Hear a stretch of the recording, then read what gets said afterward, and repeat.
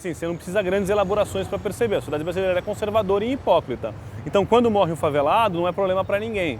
Quando morre o cara da classe média, já começa a ficar problemático. Quando a polícia bate e arrebenta na Paulista, é problemático. Quando ela bate e arrebenta na periferia, não é problemático. A sociedade puxa para a polícia ser violenta. Isso não tem dúvida nenhuma. Segundo, canais de diálogo. O governo não tem buscado estabelecer canais de diálogo, né? Os parlamentares se juntaram com grandes corporações que são seus financiadores, eles vivem numa lógica à parte, numa lógica distanciada da população. A população não sente o político no seu dia a dia, né? Então eu acho que essa violência, sim, de fato, ela é uma manifestação contra o fechamento do diálogo, né? E eu, infelizmente, não vejo nenhum movimento do governo, nem do governo estadual, nem do governo federal, nem do governo municipal, de tentar, de fato, ouvir as pessoas e levar em consideração os anseios e necessidades da população. E aí, essas mudanças, essas coisas vão continuar acontecendo.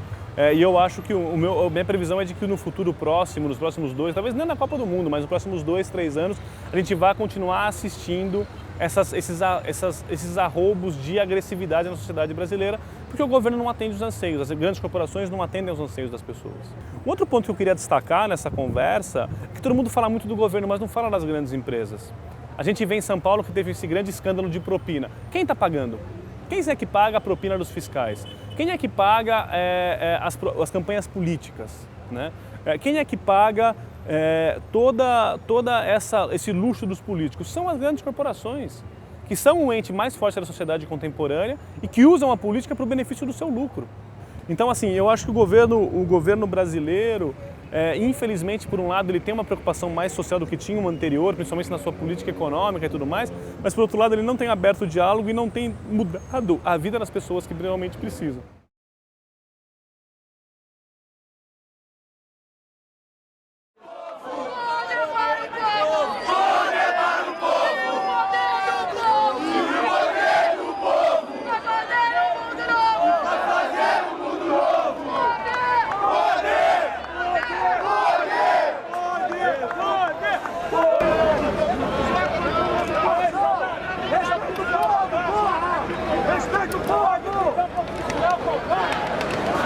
Quero ver no que a gente está sendo acusado. Eu quero saber onde eu fiz a lei.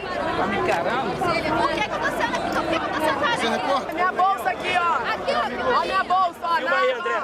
Olha minha bolsa, ó. Filma a minha aqui. Aqui, ó. Filma o rosto e a minha bolsa. Aqui, André. A minha tá vazia, André. Filma a minha, tá vazia. Tá vazia. Nenhuma acusação. Olha minha bolsa Filma aqui, aí, ó, André. vazia. Fala nome, gente, se quiser. Carolina Celidônio, bolsa. Raiane Martins da Silva. Ó, o Wallace. Filma André. Filma aqui, André. Gabriela Leone. Gabriela Leone. Não tem nada dentro da minha bolsa. Carol, ó, filma aí. Se levarem a gente pra não ter flagrante forjado. Ó, só primeiro socorro, tá vendo? Mandarem pra ver nossa bolsa. Nossa, manda. Carolina Príncipe.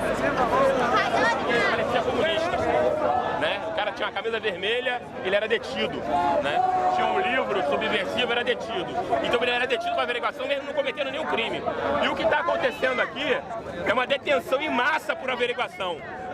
A pessoa só pode ser presa em 2 casos, ou em flagrante delito, não tem crime nenhum sendo feito, ou porque a justiça determinou. E isso está sendo feito de maneira extremamente ilegal, mais de 70 pessoas sendo detidas para averiguação.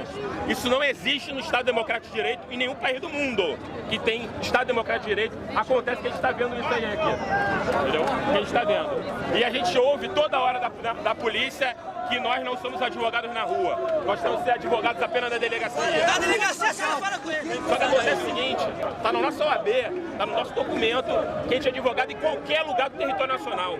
Seja na rua, seja na delegacia, seja no fórum, entendeu? Então a gente pode nos comunicarmos com nossos clientes para saber por que a pessoa está sendo detida e perguntar para o policial por que ela está sendo detida.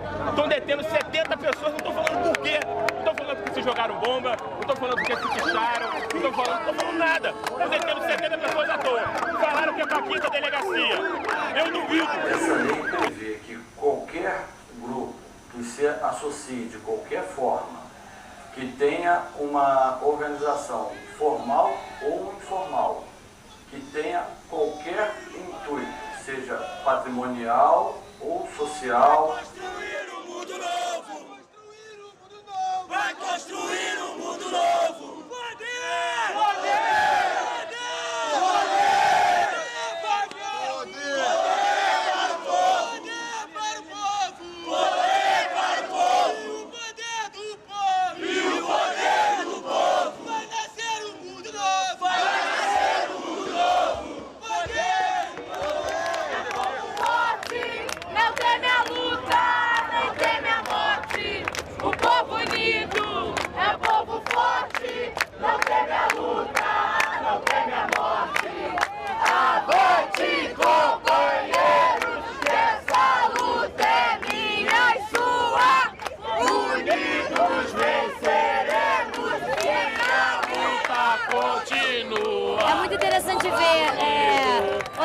organizações se unindo, como comunistas, socialistas, capitalistas, anarquistas, se unindo por uma causa, que é uma causa única, que é tirar esse governo, essa corja aí do poder.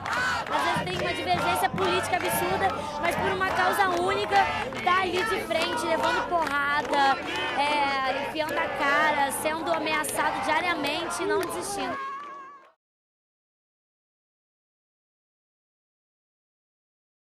Romper com a lógica do como está o Brasil hoje, de como está o mundo hoje, é muito difícil porque as pessoas têm benefício. Quem tem dinheiro, quem tem poder, quem tem prestígio, quem tem status, tem benefício. E o interessante dos Black Blocs, e muito mais o movimento dos rolezinhos e da periferia, quando ela faz as coisas que eles estão fazendo, é porque ela começa a escancarar essa lógica de desigualdade, ela começa a questionar essa lógica de desigualdade.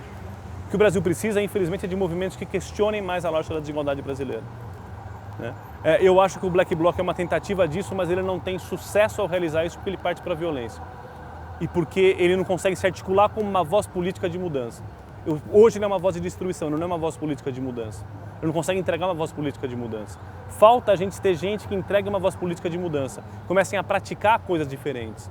Pode parecer tonto o que eu vou dizer, mas assim, quando o Haddad falou que ele ia começar a ir de ônibus para a prefeitura, eu achei, puxa, que interessante. Tomara que ele vá de ônibus para a prefeitura. Tomara que ele bote os filhos dele em escola pública. Tomara que o Sr. Geraldo Alckmin, quando tiver um problema de saúde, vá ficar na fila do HC. Tomara que isso comece a acontecer, para essas pessoas começarem a viver a dureza de que é viver no Brasil para querer mudar.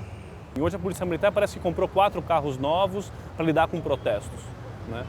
Para lidar com protestos de forma que você tenha um canhão de água que você derrube a pessoa, com som, com isso. Carros caríssimos. O Brasil tem hoje 50 mil vítimas de homicídio por ano. São mais de 50 mil famílias que no ano passado, tá certo? Foram para o velório, foram para o enterro enterrar seus entes queridos. São mais de 50 mil famílias que sentem a falta daquela pessoa que eles amavam no almoço e na janta da casa deles, todo dia. E a preocupação da segurança pública do Brasil virou os Black Blocs. E o gasto de segurança pública no Brasil fica-se com grandes carros, com grande estrutura para preservar uma Copa do Mundo onde o pobre não pode entrar no estádio. Isso é muito sério. Porque você não está focando no problema real. A gente não está focando no problema real. Quando a gente discute Black Bloc, nós não estamos focando no problema real, infelizmente. Sai a estatística de violência, saiu agora em novembro, na estatística do aumento do homicídio. Eu não vi uma demonstração, eu não vi uma pessoa na rua, eu não vi uma pessoa falando, sai uma notinha no jornal, porque naturalizou. Os Black Blocs vão se naturalizar também, daqui a pouco não vão chamar mais atenção. O rolezinho vai se naturalizar. O Paulo Arantes falou uma coisa que eu achei interessante quando eu fui lá na USP fazer uma fala. Ele falou, esses movimentos sociais começam a ser administrados pelo Estado. Eles entram na lógica da violência, ele vai administrado. E com isso o Estado não precisa mudar. Com isso as pessoas não precisam mudar de atitude. Então eu acho que a grande questão para os Black Blocs, se eles querem fazer uma diferença, principalmente no ano de Copa do Mundo, não vai ser pela tática de vida da violência que eles vão conseguir o apoio popular. Eles vão ter que mudar e refazer as suas táticas e usar mais a inteligência de questionar tudo isso de forma mais inteligente. E como, eu acho que esse é o grande X da questão, é como protestar, como canalizar a indignação na sociedade brasileira sem usar o recurso da violência extrema, porque a violência só vai legitimar a ação mais truculenta da polícia, que já é truculenta por definição.